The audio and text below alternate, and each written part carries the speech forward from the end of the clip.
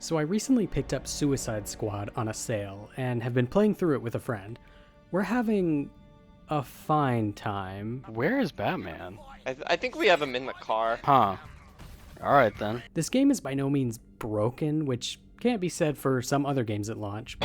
But Suicide Squad lacks in a lot of areas. It's repetitive, it feels floaty, it's cash grabby, and most importantly, it lacks the hallmark style of Rocksteady's previous title, Batman Arkham Knight, and the other Arkham games for that matter. And that's what I want to focus on in this video. So while playing Suicide Squad, it naturally made me want to jump back into Arkham Knight once again and see how the game holds up.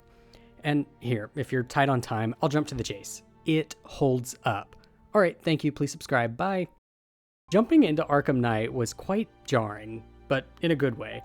Of course, the first thing I did was pop open the photo mode, and man, these images were looking absolutely cinematic, if I do say so myself. I mean, if you showed me this and told me it was a still from the next Batman film, I think I might believe it. Also, I totally forgot that there was a photo mode. I was either not into photo modes at the time, or they added it later, I'm not really sure, but that's awesome that they've got it.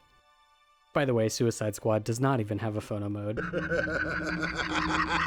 And can I just take a quick detour from the video and gush about how grateful I am that Rocksteady added the Pattinson batsuit?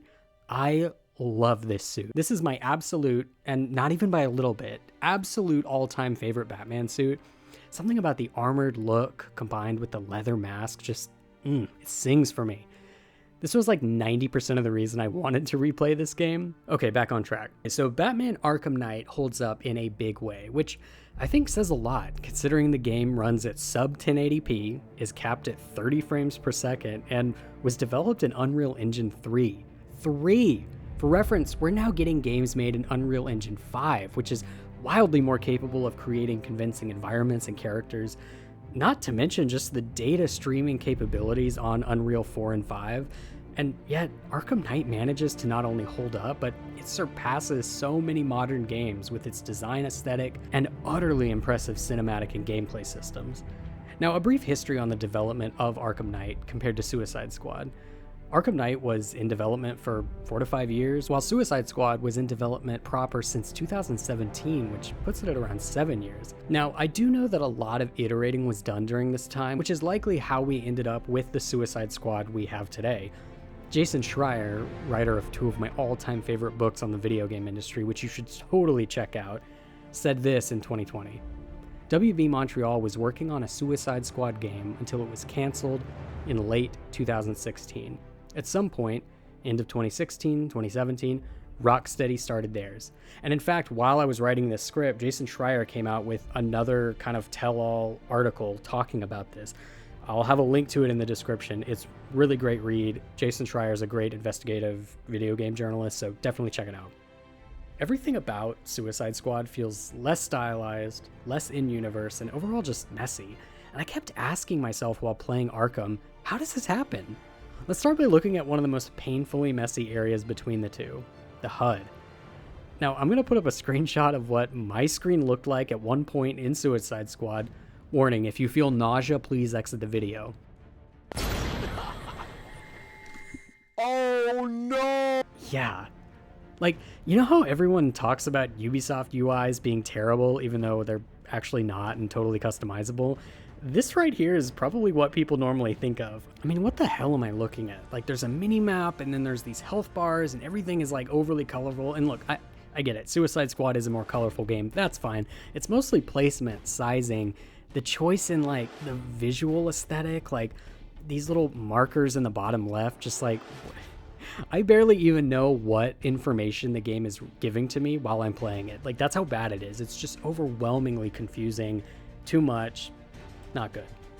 Then you look at something like Arkham Knight, and while it still has a lot of information, it feels in-universe. It feels like, you know, you were looking through Batman's eyes. This is what his readouts are. And even still, the aesthetics of this are just so much more pleasing. They're so much more streamlined. I mean, there's no mini-map. There's a compass, which I've always been a fan of because it's much less intrusive.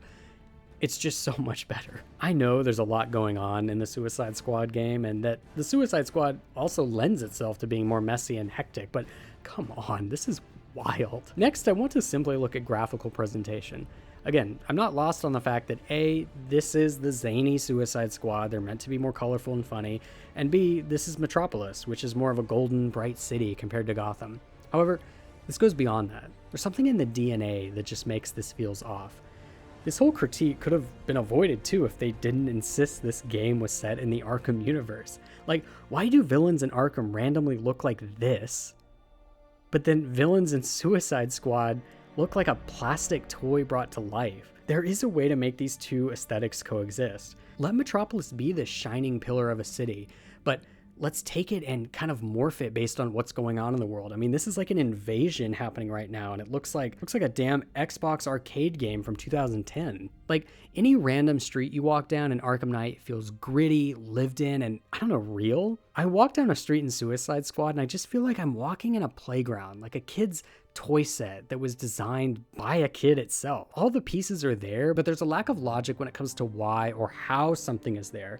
Now, this has a lot to do with the fact that Arkham Knight is entirely set at night, and that gives it a lot of grace in terms of visuals. But even Suicide Squad at night looks like someone just turned on a night filter. Like, look at this, it's so unconvincing. The final point I want to touch on is the overall cinematic style. One thing I think we've learned over the last decade is that for DC to succeed, it needs its own style, and not to try and copy Marvel. This is why films like Joker and The Batman did very well, and films like Suicide Squad and Whedon's Justice League did very bad. DC needs to lean into what makes it unique, which is slightly more dark and mature tones. I think this goes for gaming as well. The 4 Arkham games, yes, I'm including you, little guy, get up here. I will always love you. All the Arkham games have such a grit to them. Now, I specifically want to look at the cinematics between the two games. I'm going to play 2 clips back to back. Whoa.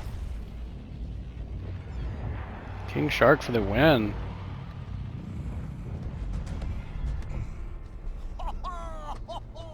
The thick bastard really did it!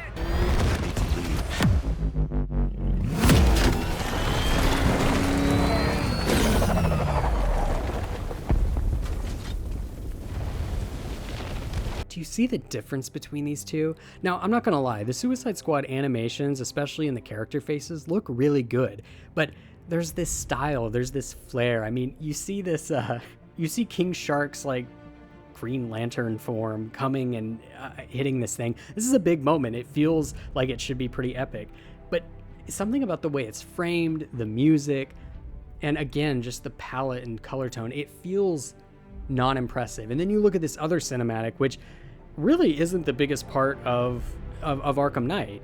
You know, he's just coming out of this factory. This is one of the opening missions, but something about the light, the way the camera feels like it is down on the ground with Batman, there is just something to it. If you think otherwise, please comment, let me know. Like, if you actually think the Suicide Squad cinematics have a more cinematic feel, tell me why. I'd be curious to hear. I wish Suicide Squad could have been something bigger and better, but in truth, I think Rocksteady is quietly hoping it dies, just like the rest of us. I think they had intentions to do other things and that studio upper management meddled, as seen by the fact that this game has been transferred between other studios before being left to Rocksteady. Rocksteady should do what they do best, which is make incredible single-player experiences. Even just looking at Suicide Squad today is pathetic. Nothing of interest is being added, and what has been added is, well, even the battle pass is so bad. Like, why? This should be the easiest thing ever. Take suits from the DC cinematic universe. Take iconic comic book suits. What is going on? Like, wouldn't they want to add these iconic suits that would make people want to play the battle pass? Like, look at this shit. It's so ugly. I do not get it. I think this all goes to show that no matter the tech or available engine, a strong visual aesthetic like the one Batman Arkham Knight has will always outweigh any kind of new-gen fidelity. Thanks for watching. Please consider liking and subscribing, or just go and subscribe to another YouTuber you've been watching. It's the best way to support anyone. Until next time.